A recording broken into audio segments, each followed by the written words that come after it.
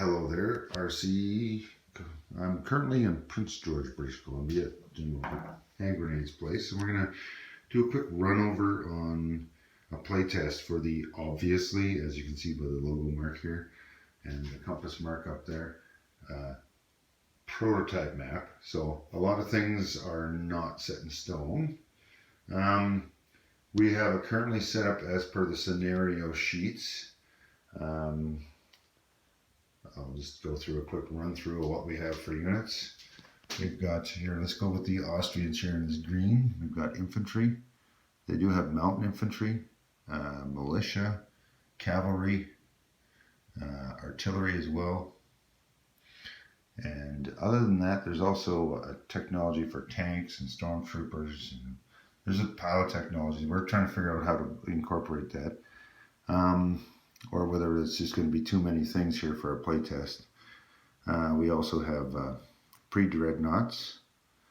And here, let's find something up here in the Germans here. We got pre-dreadnoughts, these smaller battleships here. Then the dreadnoughts. These are torpedo boat destroyers, cruisers, and transports. That's it, except for there's obviously subs, right? All right, and we got some camels. We got a camel here, camel there, another one over here. So we'll see how the camels play in this. Nations, we got Germany in the dark gray, we got French in the light gray, almost a blue, British in the light kind of greeny tan, the Americans in the very dark green, Austrians in the light green, neutrals obviously in white, Russia's in this kind of a brownish red. Italy is in basically the Japanese color from World War II games, so we'll see what goes on with that. And Japan is in this very kind of reddish, very bright reddish brown. China is yellow, and that's about it. Oh, and the Ottomans are in this dark blue, kind of a greenish blue.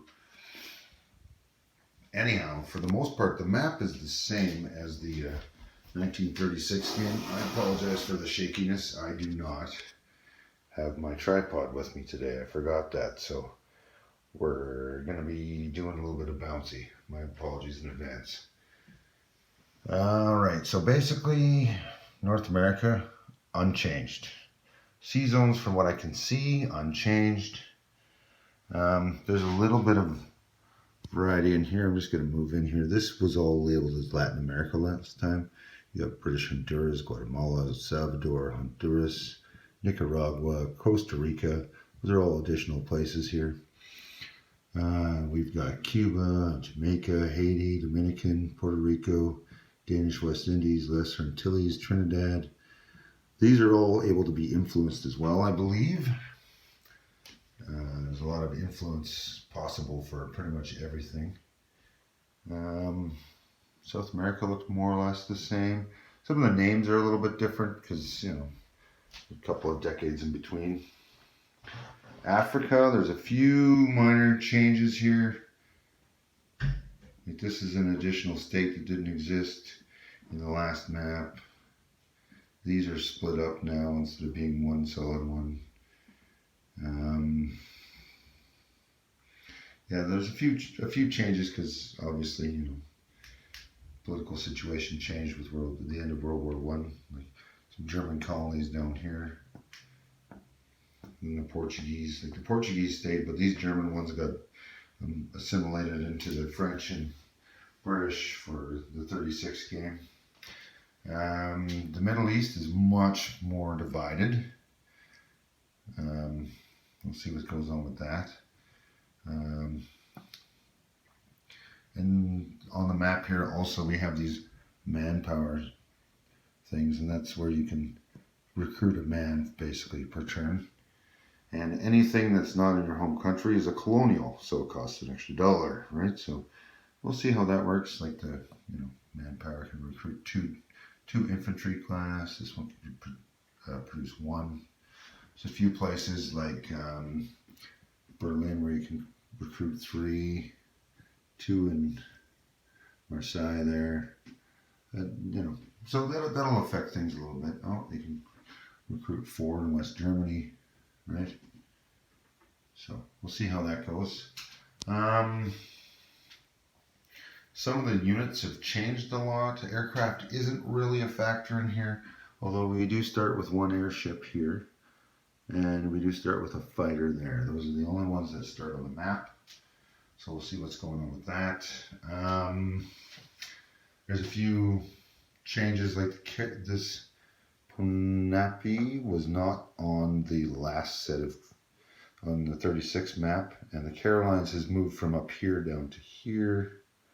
Marshalls have moved over as well. They used to be over here somewhere, I think there, and the Carolines were there, but different versions of the map. I'm not sure if this is more accurate. I'm not an expert on the geography of the Pacific Islands and how it pertains to these sea zones. So, but yeah, the Marshalls used to be here, now they're there. The Carolines used to be here, now they're here. So we'll see what that plays into things at all. The Americans, as always, have some Navy, but not a lot of land forces. Russia and Japan, I don't know what's going on here. Japan only owns Korea. They don't have anything to do with Manchuria at all. That's currently Chinese. Japan is a kind of a wild card, and so is the Italians, where they can, depending on what happens with diplomacy and whatever, join one side or the other, or whether they're a separate country or not. There's also a random events list. We'll see what happens with that. Same thing with the Americans. They're pretty much out of the war completely, but they can sell stuff. They're basically the bank. So I'm not sure how this will play out with just 2 players, because whoever's controlling America is going to obviously win the influence, whoever you are. Let's see what we got here. And then we got this little table on here showing rivers, original historic railroads, 1914 borders, and borders from the 36 map. I'm not sure if that's accurate or not. They're not really showing the 36 map borders that I can see. Didn't really notice that, but we'll see. We got the desert zones in here, obviously the stripes. What else do we have? We still have the mountains involved in this map. There is quite a bit of railroad on here. Most of it's quite similar. I'm not sure if there's a gauge difference. I haven't had a chance to read through the entire rule set yet. You do have a strategic move with aircraft where they can non-combat move to a friendly zone and then do it again in the same non-combat move, so you can get like a double non-combat move. So for example, Russia, if it had a fighter here, could non-combat it to here somewhere and then all the way to the end if need be. So we'll see how that works out. Yeah, otherwise it's quite a nice map. Most things are more or less the same, like the city's setup is the same, whatever. I know the new 36 map is talking about changing Tokyo to a city in this zone. I'm not sure if they're going to do that here as well. They have done that with London. London is a separate city versus southern England.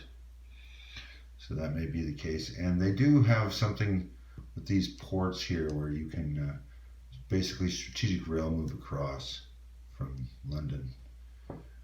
I'm not sure exactly how that works. I think it's only strategic rail. You can't attack with Marines like you could in the new version of rules we were playtesting for 36. I'm not 100% sure how that exactly works, so we'll have to take a look. Factories, I guess, are printed on the map. I got one there in Smolensk. We got another one here in Berlin. I'm not exactly sure how that works.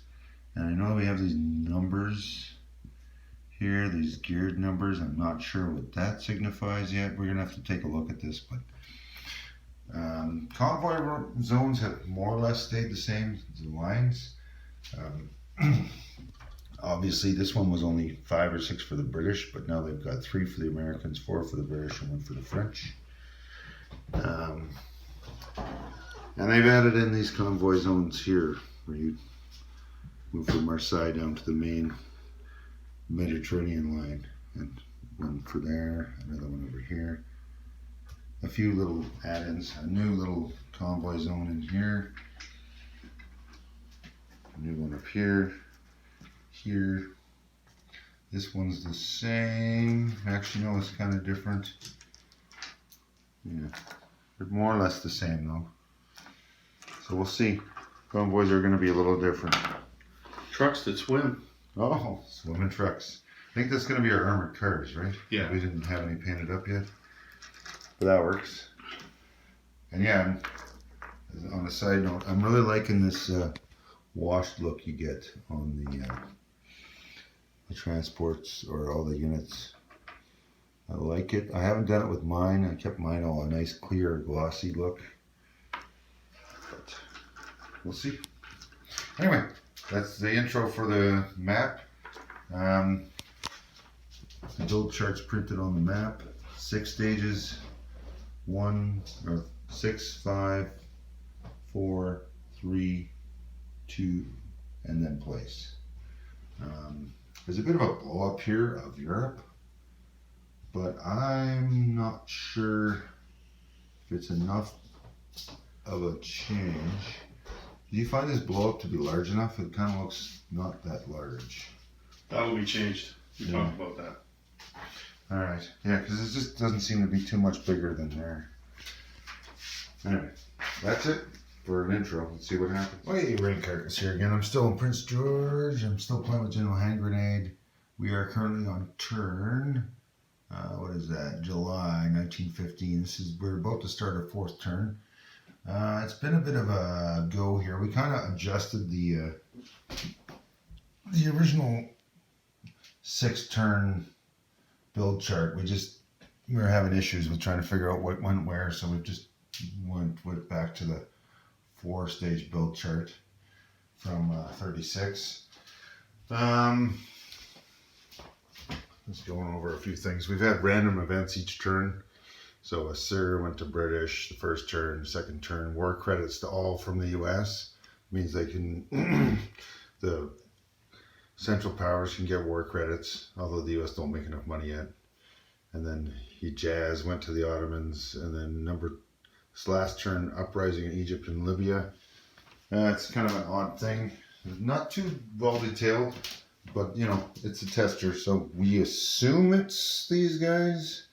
We're not sure if it's all 3, or just 2, or if I was supposed to be here. I don't know, we just guessed. Anyhow, things have been progressing quite well. They have the diplomacy chart, and we've been using $1 for a diplomacy roll. Most of the time we fail. However, this last turn the French got the Dutch, which means they also got all this stuff down here, which is quite a few bucks. 1, 2, 4, 5, 6, 7 up there, and then another $1 over here. So $8 swing. The Germans got Argentina, and they got Spain. So that's about the same amount of money. So the Germans now have a bit of a navy down here. These 2 actually, I'm not sure how this is going to be working out as a global game, because these 2 started out over here and they just ran away. But when the Japanese joined in with that much navy, and the Germans only had a destroyer and a cruiser and a transport, you don't have a chance. Like if you leave your stuff here, it's just going to die. If you spend money on this side, then it's money you can't spend anywhere else. We need to figure out a way to maybe limit Japan's income, or force Japan and China to be fighting, or limit their entry into the war until Germany's had a chance to do something. Yeah. Anyway, the Germans lost this place. So far I haven't lost this place, but it's coming. It's a matter of time. Ottomans and the British are doing some moving around. Germany won Afghanistan, and the 2 mountain troops moved up. Got that. I think a camel attacked me from the Russians. That died. These camels going through the Sahara changes things quite a bit. The Germans don't have a camel. We weren't sure how to recruit a camel, so we kind of went with, well, we're going to just use it like a manpower, but it has to be in a desert marked zone, and we made it $4 with the stats of a cavalry, but an extra $1 because it's out of home country, which is how recruitment in this game works. Out of home country costs an extra $1. So last turn, actually the first turn I took this place with Germany. I'm going to borrow his pointer. First turn I took this place, which is Lorraine. Second turn I took Picardia. And then I tried to take Paris, and I utterly failed in this 1-round attack only when they're entrenched. Kind of hooped me. I got dice bad on the first roll, and then I didn't get a chance to roll twice. So as a result, I've been annihilated here by both a combination of the British and French attacking, which has opened this up. But having Spain has opened me up to put troops down here, which is drawing troops out of Paris. The Netherlands being French is a problem. Hopefully I had a stack there. We just rolled for Italy, and I had 9 guys here, but the French amphibiously assaulted and took a couple guys out, and that was one of the conditions that could adjust how Italy rolled. Unfortunately, I lost my guys that I required, so Italy is now part of the Allies. Let's see. We've been doing it back and forth in here. The Russians just counterattacked me over here, so we'll see what happens. I don't know what I'm doing with Germany now. The Ottomans only make $10, or sorry, the Ottomans make $10. Austria makes $10. Germany starts out with about 30, but the French and the British, and now the Italians make more than I do. So, and they made more than I did with the Russians, but now with the Italians in there, it's like having 3 fronts. I don't know. It's a rough go. Anyhow, but yeah, the 2-turn, the 1-turn attack into mountains has kept this guy alive for a long time, because I can only attack him 1 round, and if I don't get good rolls where I annihilate everything, I'm backed out, right? Gotta stop. So we'll see. We got some entrenchments on both sides of this border here. I'm gonna have to deal with those Russians that just took that. The Americans are kind of like a non-issue at all. They're rolling 1d6. They're currently up to 15 income. Yeah, as you can see from the incomes, we've got Austria, Hungary, Russia, and Italy all kind of sitting there around 10. Ottomans have moved up to 15, along with the Japanese where they started. Americans finally got to 15. The French are at 29. The British are at 40, and the Germans are at 44. So if you add up the British and the French, along with the Russians and the Italians, that more than exceeds what I have with the Ottomans, the Austrians, and just the Germans. And then the Germans keep losing money in the Pacific thanks to these guys. So we'll see. Again, I apologize for the shaky camera. I do not have my stand here, so this is all hand done here. Let's see what else is going on. Oh yeah, when they got the French got this. So far, convoy rating is the same as 36, the new version. So it's very hard to get my sub. I'm gonna have to run for the convoy with that thing. I got a substantial navy in here that can reach this one, but if I do that, I'm wiped out. But I got this nice little navy down here. A couple of cruisers, a dreadnought, a pre-dreadnought, and a transport. So we'll see. Of course. Anyway, I'm gonna let you go. I gotta answer my phone. Okay, RC here. We're just starting 1916 March, so the first of 3 turns, the 4-month turns. Still playtesting Global War 1914, the prototype with General Hand Grenade here. really having a great time. Quick look at the income tracker here. You got the Italians and the Russians, the Ottomans, Austria-Hungary, Japan, US, French, German, and Great Britain tied. Now, here's a quick little synopsis of the incomes here. Like, Japan's not really involved here, but that's what the Central Powers are making. That's what the Entente's making. That's the difference, and that doesn't even include the US. Now, the last 2 or 3 turns, I've noticed a serious inability of myself to expand fast enough, and I'm finding that primarily since the game started, the #1 issue I have with income with this game, I think Germany makes enough. I think the French and the British make enough, but Austria-Hungary initiated this war. They were very aggressive. They were going hard at the Russians. I have not even been able to make a dent in the Russians. I don't have enough units. I don't have enough money to buy units. Russia has more units. Right now, in this turn, or this last turn here, Germany came at them again. But in order for me to do that, I had to neglect this side. I can only spend money on one side or the other. I can't do both. And in order to assist myself, I've been aligning stuff like Spain, which as you can see, I'm not keeping. Argentina and Brazil. I'm not sure what else I aligned. I've not been trying to align Denmark because that'll cost the British 10 or the Allies $10 to attack to get in here, and that's one of the few things. The only reason I don't have to defend the crap out of that. But yeah, with the last turn here, or 2 turns ago, I came in here with the German Navy, tried to eliminate all this stuff after the Netherlands and the Belgians got switched over to the Allies. That's been a thorn in my side as well. So you can see the British keep stacking dudes in there. I think they got a red chip underneath that infantry with the fighter and the artillery. And the Netherlands has got its token 4 and 4 infantry and artillery that the French have had since they took it. Unfortunately, that happened just at the same time that I was coming in with my Navy, which really sucked because we eliminated both of our navies, and then the 4 remaining transports were left alive. And those transports have been thrown in my side. I haven't been able to afford any navy for Austria, the Ottomans, nothing.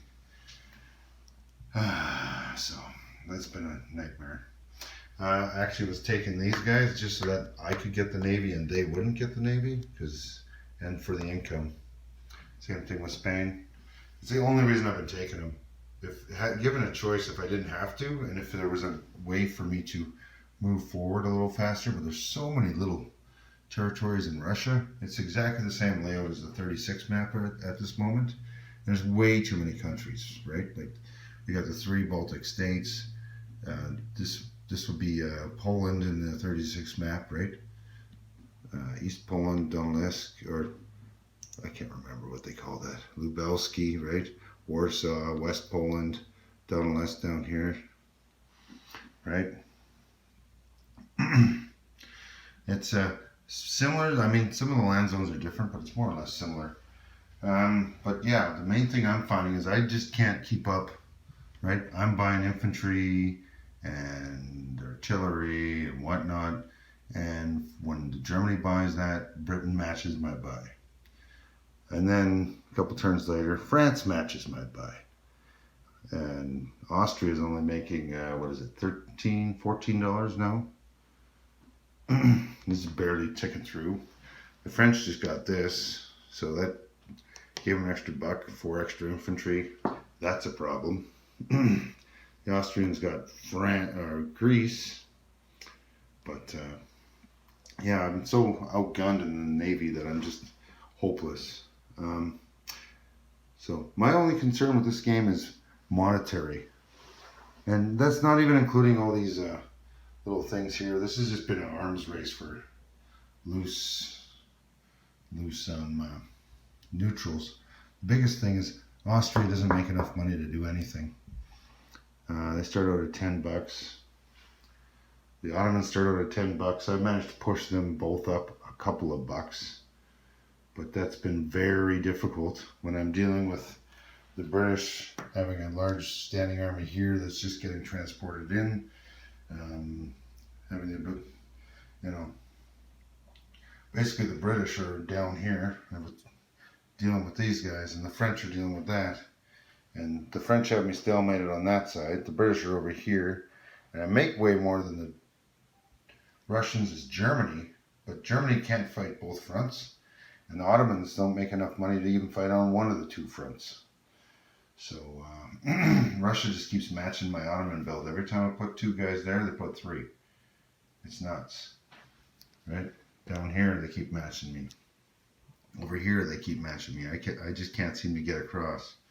I finally managed to take the Russian dudes out here after they attacked here, so I'm going to have to clean that up. But these mountain rolls where you only get 1 round of attack in mountains, if you don't get any good rolls or you don't bring enough stuff, yeah, you just wasted your time, and they just hold on to it.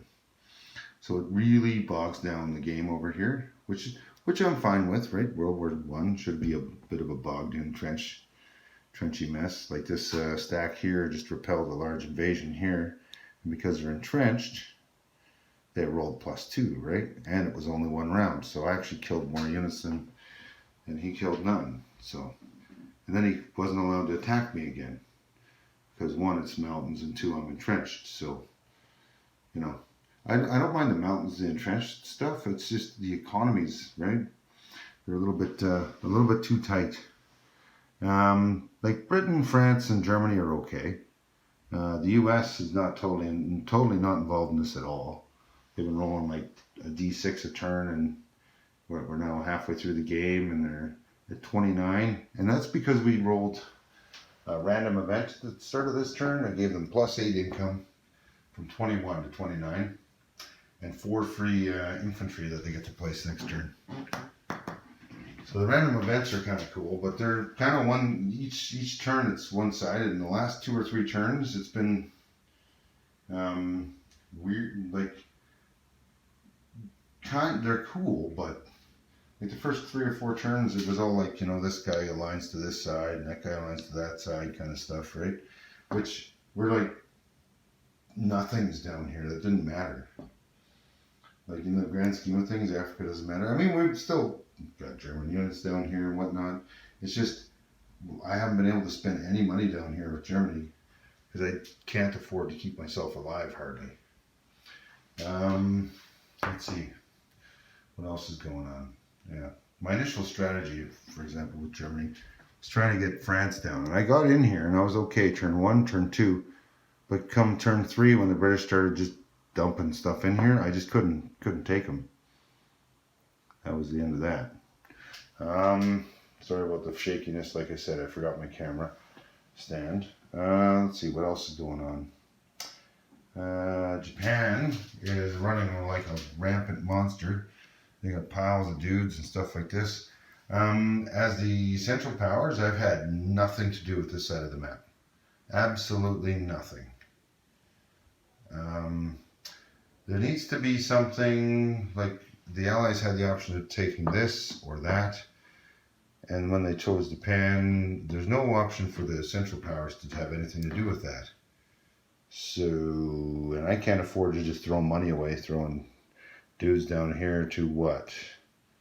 Fight this Japanese army? Like, I don't even have a chance. So there's no point in me throwing away the money. Yeah, we need to figure out a different way of doing this, or not giving Japan to them turn 1. Like Japan was on the Allies' turn, a turn before the Ottomans, right? And the Ottomans couldn't get involved until turn 2 on its turn. And before I even did my turn, I got attacked by the French and they took out my navy.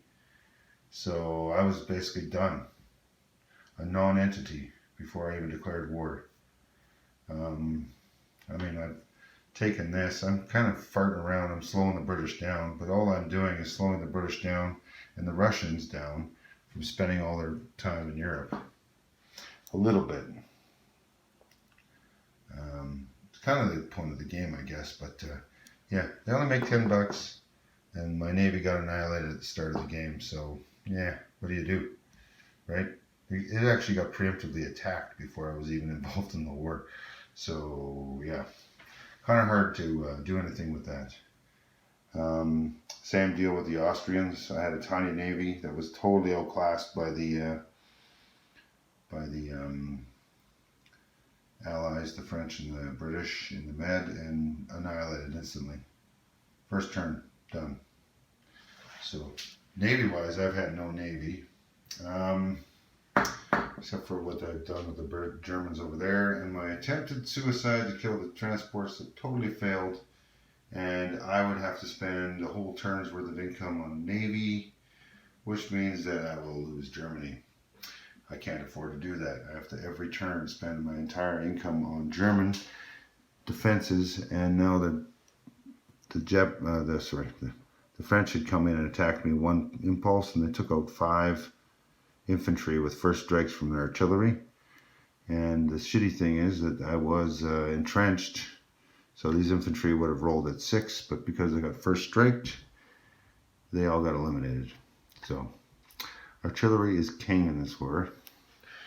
Only problem is they're $5. The attack and defend at 4, but they cost $5. And the infantry only costs 3. I cannot afford to buy anymore. It all comes down to one roll when you're entrenched, right? If you get one good roll, you kick ass. If you get one bad roll, you get your ass kicked. Yeah. Let's see what else is going on here. Technology, we kind of skipped that. There's way too many techs in this game, and we're just trying to figure out the game mechanics, so we just kind of chilled out on that. Let's try the game. Let's see if they make enough money. Let's see, right? Like I'm telling you right now, the Central Powers do not make enough money to even attempt tech. It's a waste of time. If I do tech, I can't afford to build navy, so if I'm wasting income on tech, I'll just get overrun. Especially Austria-Hungary, they'd never be able to afford any tech like tanks or any of that stuff. Germany maybe, but only if Austria-Hungary made even $5 more. Keep Russia the same, just give $5 more to Austria-Hungary. That would go a step forward to evening this out. And Austria-Hungary might be able to attack into Russia and maybe gain $1 or $2, so that when Italy joins in, they're not getting Austria-Hungary is literally making the equal to either Italy or Russia, give or take in income, and I'm sandwiched between the two of them. The only reason that they're alive right now here is because I had to sacrifice a couple turns building and go hard with the Germans into Russia. And every place I've taken in Russia, except for one, is worth nothing. No income change, nothing. The Ottomans came in here and took $2, but the Russians have just stacked, and it's a stalemate here. Let's see what else is going on here. There's something to do with the American churn, and it's like an entire expansion all its own. Like I'm really enjoying the thought of how this American churn goes. I can't find the sheet now. Oh, it's way over here. While I'm doing that, let's give you a pan of the camera view from the top here, so you can kind of see what I'm talking about here. See all these British troops there? There's a red one in here, so there's quite a few in Belgium, Netherlands. Germany's got a stack, and then I had a big stack, lost that. So at one point in time, I had a good stack of Germans in here, here, and here. I can't compete with their double production. They're producing twice as many units as I am. So my attempt to knock one of them out failed. I stalled, hit a trench, and that was the end of that on this side. So then I just established a trench, but they've broken it, so I have to rebuild it. All right, so on this side, looking a little bit better, but yeah, the only place in here that's worth any money is Donetsk here. That's it. The red numbers are the income, by the way. Yeah.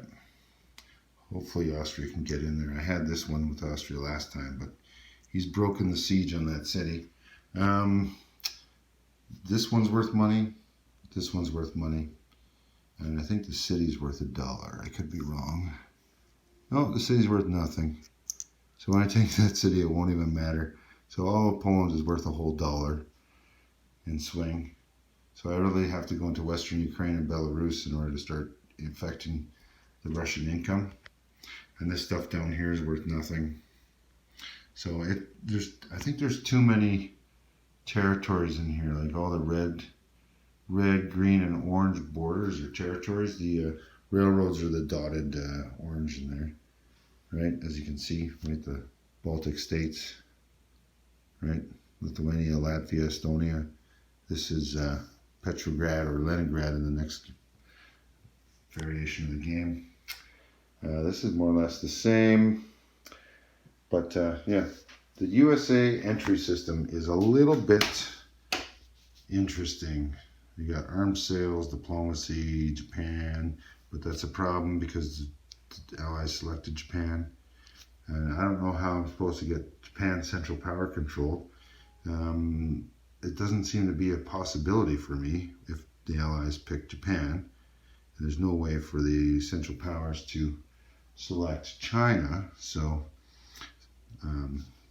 there's tons of options, and you gotta be making $33 to be able to start building ships, or to start building units at $34, like land units. You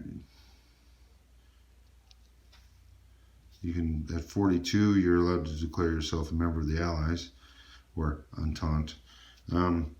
USA may join the war now at 33, but they need 55 to reach total war level. Not sure how that works. They can do like a limited war kind of thing, but then they need to make more. There's a bunch of options in here. This whole USA entry system is pretty much like what I would like, is a chart, kind of like the tech chart. Like almost like the diplomacy chart, where you can do your war credit to all powers, your diplomacy that you're dealing with, arms sales, all that stuff. You're gonna need a chart to keep track of who's making what. There's apparently a victory condition based off of being owed at $30 or more, greater than $30 by the side that wins the war, but we're not even sure how to keep track of that and do that.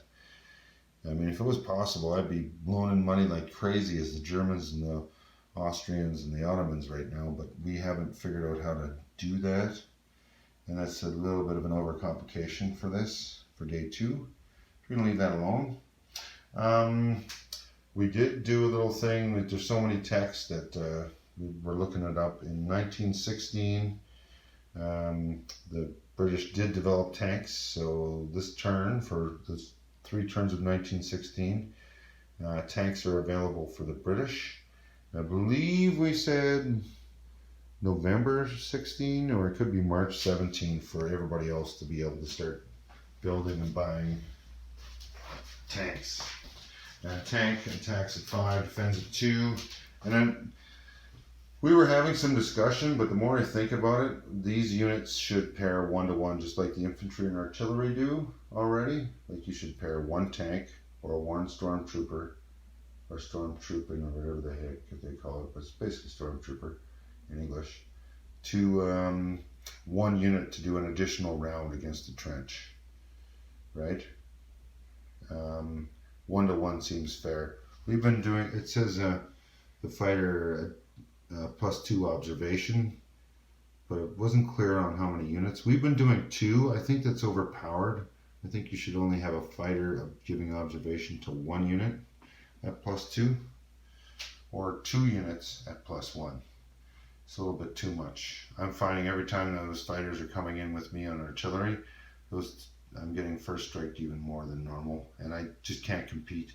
I can't waste the $6 on a fighter that just gives me +2 on 2 artillery and an attack at 2.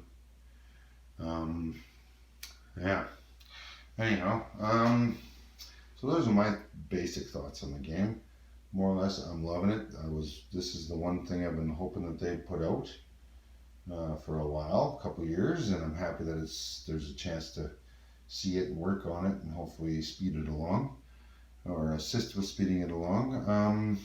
Maybe get some interest out there. Mainly it's just a couple of tweaks, right? A couple of maybe change a couple of things on the map.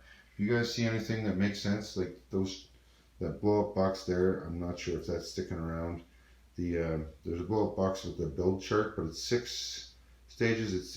It's unwieldy and overly complicated. And if we're gonna stay with the Global War model, I'd say that I would recommend keeping with the 4-stage build chart and keeping a cruiser that's already 3 stages, and a battleship, which is what a dreadnought is, at 4 stages rather than moving it higher to 6 stages. Even though the turns are too much shorter, and there's a few more of them in a year, the actual turn order in this game is shorter than there is in the 36 game.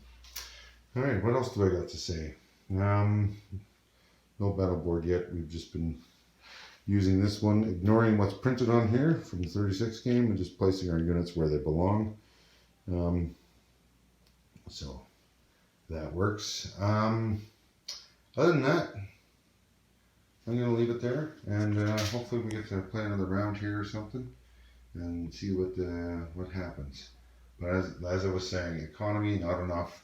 If there were to be any expansion, it's the same problem I have with 36. There's not enough money to afford using the expansions in the game or using as much tech as you could. I wish that there would be a way to even give like a couple bucks more to every alliance or every nation, so they can afford to buy a fancier tank or spend the money on tech and get a jet fighter or something, right? Or in this game, tanks or tech, but we're never gonna. None of us would ever waste the time and money on tech. At least Germany can't afford it. Maybe the British would. And that, I guess, is where I'm gonna leave it here. Loving it. Hopefully we can do another one of these and get some more info. Thanks. Bye.